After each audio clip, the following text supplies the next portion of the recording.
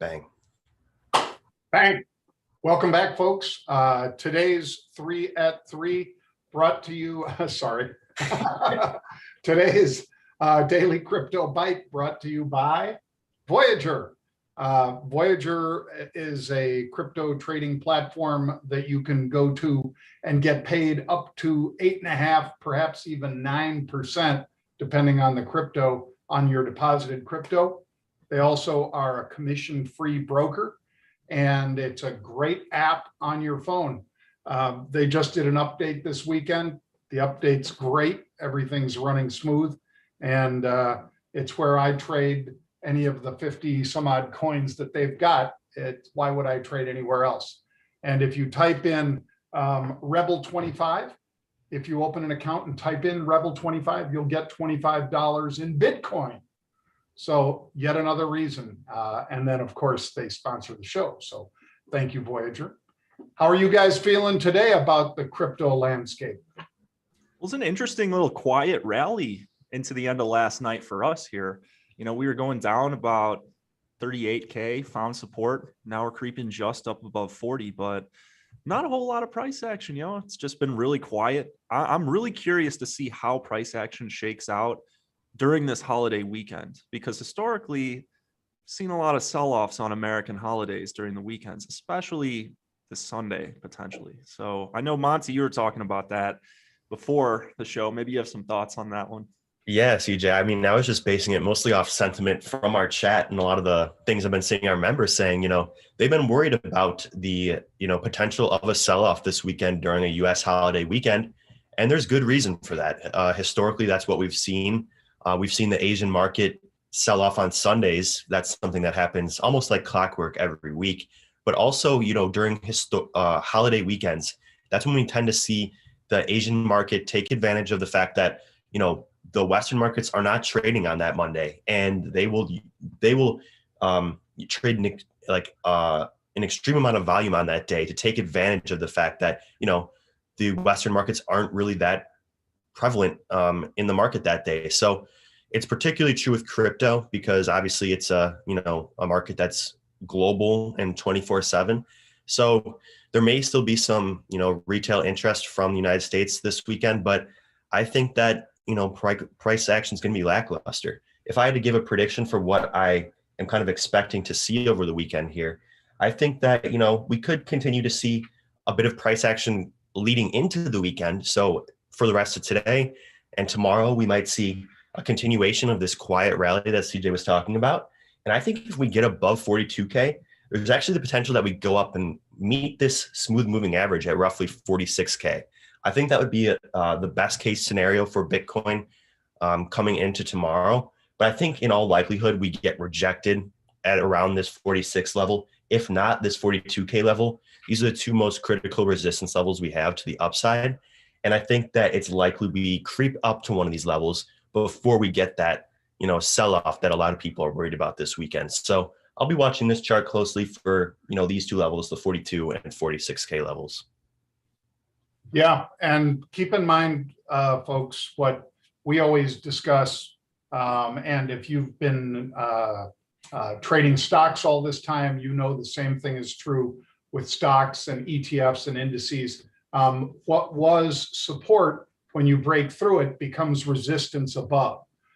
So it is an interesting move that the market has been able to get back above 40, because 39 should have been a pretty strong, and seemed to be for several, for 24, 48 hours, pretty strong resistance. If we can stay above it, then that once again becomes support. And we'll be watching those levels right now. Just to give you guys an idea, BTC dominance, Bitcoin is almost back up to 43 still. It's 42.7%. Ethereum 18.8. It is steady as a rock at that level. And the crypto market cap has recovered $500 billion in the past few days. You saw just days ago when we talked about the drop from 2 trillion on the 19th, basically a week ago yesterday, it was $2 trillion, dropped down to 1.25 trillion on that panic selling. and it's back up today to $1.75 trillion. So that's a lot of loss to the downside. Sadly, a lot of the folks getting liquidated and a lot of probably happy whales. They're not happy in the short term because, of course, their net worth has dropped. But then if they're able to load up down there, and I've got a couple examples that, if you don't mind, Monty, I'd love to show people. Yeah. This first one is really just the from the Crypto Fear and Greed Index, folks.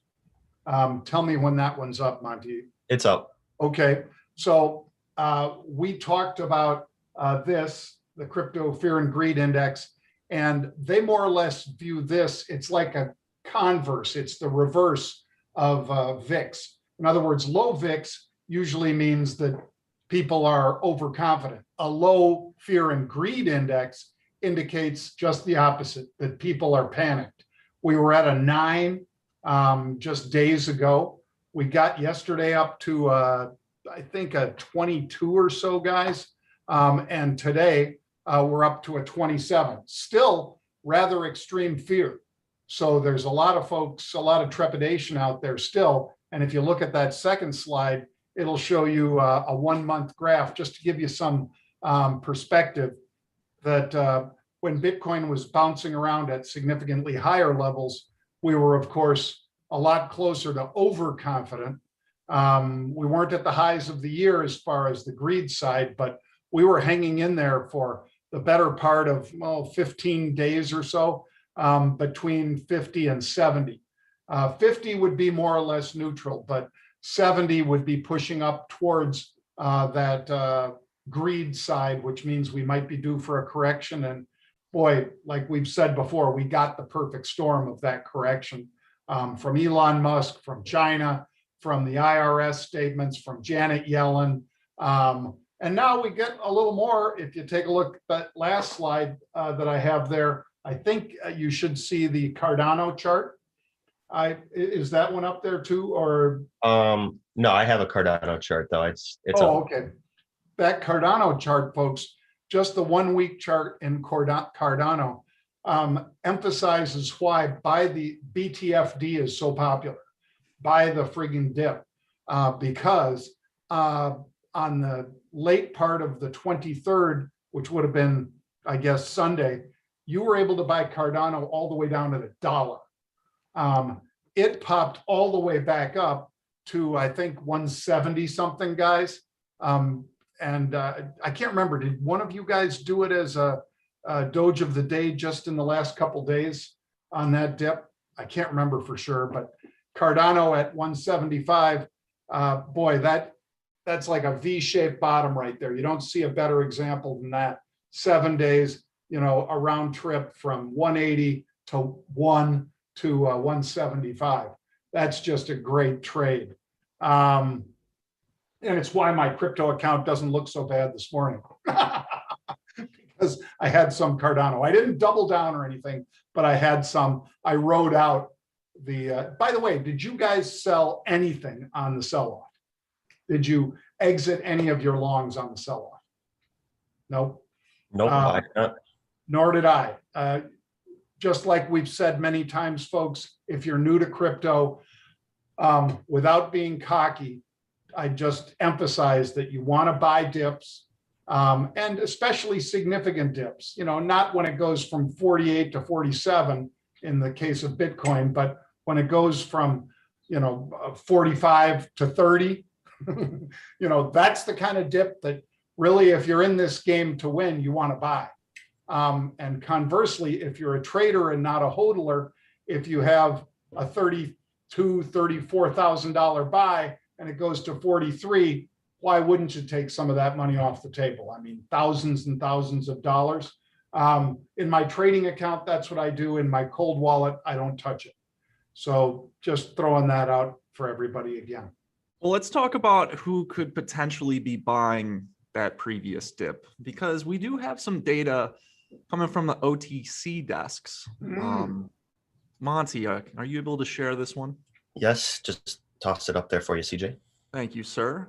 So wallets linked with over-the-counter desks, OTC, registered an outflow of 10,000 Bitcoins on Wednesday. And so this is about 6 days old, but I think it tells a clearer picture of what we're all discussing here today. So last Wednesday, a massive outflow of 10,000 Bitcoins from the OTC desk, precisely when Bitcoin had tanked from 43 to around 30K. And that was the largest single day outflow from OTC addresses in the last 3.5 months. So we already know from publicly available knowledge that firms like Cathie Wood's ARK Invest are continuing to add shares of things like CoinDesk. We're seeing other types of, or Coinbase, excuse me. We're seeing other types of institutions add. How do you guys interpret this type of OTC desk outflow? Interesting. Well, I'll just throw out there and then give it to a more seasoned trader of the crypto, Monty. OTC, folks, is how most of the whales and most of the big trading desks trade. They are, granted, I'm sure they pick up some coins here and there on the exchanges, but for the most part, they're not really on Coinbase Pro all that much. They're not, they use the derivatives market a lot, whether it's Deribit or whether they go over to Kraken or whatever else. But I think most of the really big traders are OTC. What do you think, Mark? Yeah, absolutely, John. And, we talked about the role that these whales and institutions played in 2020. I think that, we might be seeing a kind of similar time period that we're entering into here. The last time we saw this amount of transfer volume off of OTC wallets was back at the start of this year, like CJ pointed out, and now we're entering in that period again. The thing that I would note is between these two windows, when we haven't seen that much OTC desk wallet transfer, that's when we saw a ton of retail participation in the space. So I think you're 100% right, John. I think that this total transfer volume from OTC desk wallets is kind of an indication that whales are buying Bitcoin, taking it off those OTC desk wallets and putting it into their own cold storage wallets. So for me, it's a bullish indication. And I just want to say that, buying the dip is, it's kind of indoctrinated into every Bitcoin holder, but really you can be kind of patient with this. And that's how I'm choosing to play this, is kind of waiting to buy this dip, because I do think that, the fear and greed index can go lower and that Bitcoin dominance can slip even farther. So I'm not rushing into buying this dip. I'm going to try and, maybe just steadily accumulate in some blocks of maybe 30% positions just to get some exposure at these prices, which I find, pretty appealing at this point in time. Good advice. Do you guys want to, do we have our little GIF queued up there, Monty, for the Doge of today? By the way, two quick things for the Doge of the day. Number one, Elon says he's not selling any of his Doge, none of his Doge. We'll see if how people take that. And number two, Ray Dalio, when he was speaking at Consensus, I think it was, guys, Consensus yesterday, I believe, said that he would rather have Bitcoin over bonds at these levels. And he did say at these levels, because obviously if you're getting a bond that has a negative real yield still, what's the point? Meanwhile, you could be in Bitcoin, be in some cases, if you chose to, getting up to 9%, depending on the exchange, between 8 and 9% if you leave some of that deposited on the exchange. That's a real number, making 9% interest on the Bitcoin versus a negative real yield, and picking up Bitcoin on a dip when the real yield is so cheap. So I just thought I'd throw those two out there, Monty, about Ray Dalio and about our buddy Elon, who is just, still one of the most beloved and hated people, depending on the community in crypto. Well, I have another individual kind of like that. Let's hear it. Carl Icahn. Oh yeah, coming out saying he's looking at crypto and investing in it in a relatively big way. So Take that for somewhat what it's vague. worth, I guess. But very interesting to see that gentleman stepping up to the plate. Yeah, agreed, CJ, agreed. But I think I'll start us off today. I have one that I think you guys will find interesting because we were just talking about it, and that is Cardano, ticker ADA. And I was talking yesterday on our member webinar, CJ, about looking for divergence in the technicals in the crypto space, especially during a time when a lot of them are trending together. So I wanted to just quickly show what I was talking about yesterday and how what we saw today in the last 24 hours from Cardano is a good example of that and why I'm going to be using it going forward. So I want to pull up the ETH chart real quick. Take a look at this. This is the 20 period smooth moving average. It's something I've been using a lot since CJ kind of highlighted the importance of it. But look at how this is acting as such strong resistance to the upside. ETH has pressed right up against this and hit very strong resistance. Also, another thing to note with ETH is the declining volume here. And just look at how these two indications conflict with what we're seeing with Cardano. We saw building volume yesterday. It climbed above that critical level of the 20 period smooth moving average.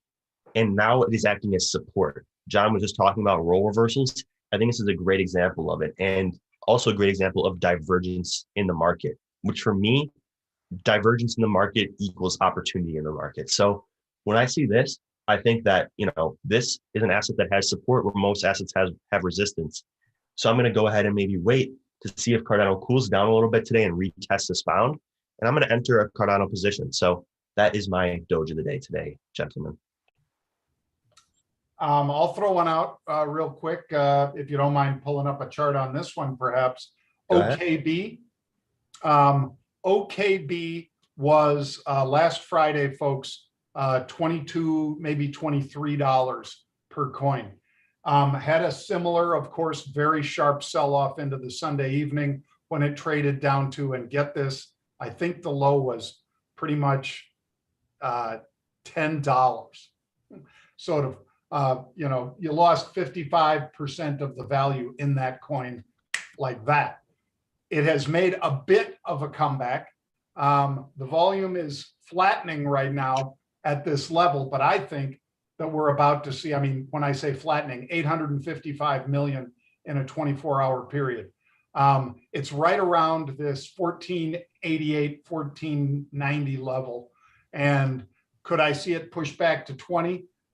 If the rest of altcoins stabilize and or Bitcoin holds that support that we spoke of top of the show, I think people go back to looking at this one and thinking that it hasn't made back as much as those others. The move from 10 to 14, nothing compared to that Cardano one that Monty was just talking about. So OKB is my Doge of the day.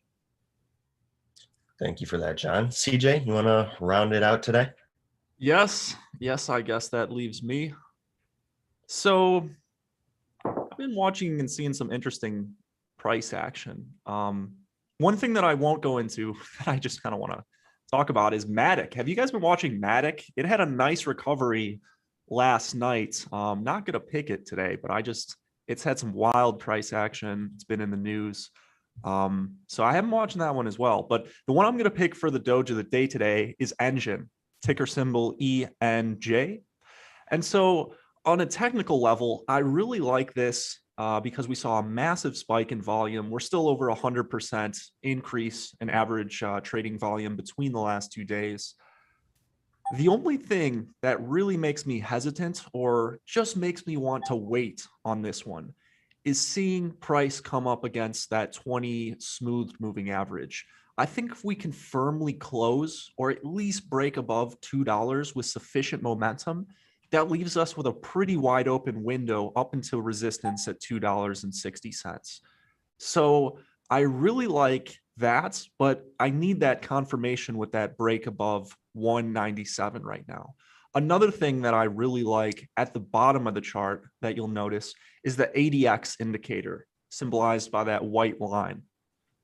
And so the ADX essentially measures momentum or the strength of a particular trend.